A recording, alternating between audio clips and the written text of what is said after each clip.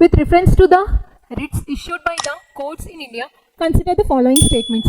So, mandamus will not lie against a private organization unless it is entrusted with a public duty. So, as I told you before, there are 5 writs are present. The one of it is the mandamus, whereas the term mandamus itself refers to command. So, here the term command is nothing but the higher courts will command the different public authorities and the public offices in order to ensure them to fulfill their duties. So, if we see about this mandamus, the courts will pass this particular mandamus writ to the public offices, public companies like PSUs and the other government companies, but it does not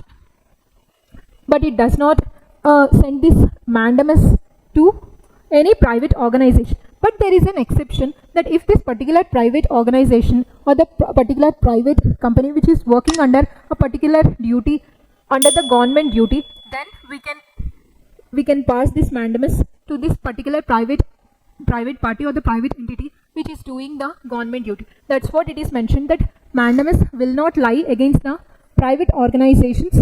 Usually mandamus will not lie against the private organizations unless if it is entrusted with a public duty. So it is a correct statement. That's what I have told you, that if in case usually mandamus is not made to these private organizations, if these private organizations are meant to do any public duty, then we can pass this mandamus against these private organizations. So 1 is the correct statement, so that we can strike this option. So if we see the remaining ones, mandamus will not lie against a company even though it may be a government company. It's not like that, right? As I told you, here the government company is nothing but the PSUs itself.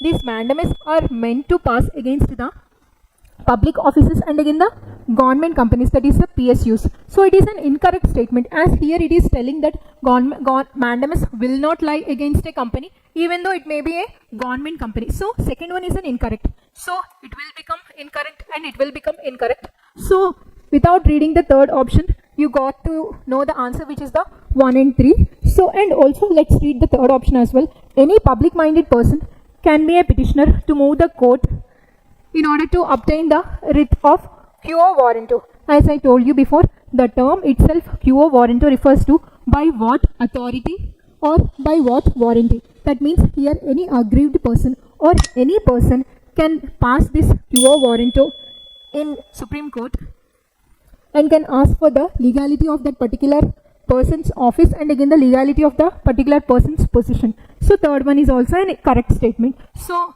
in that way, through elimination also, you can get to the correct statement without reading some of the other statements.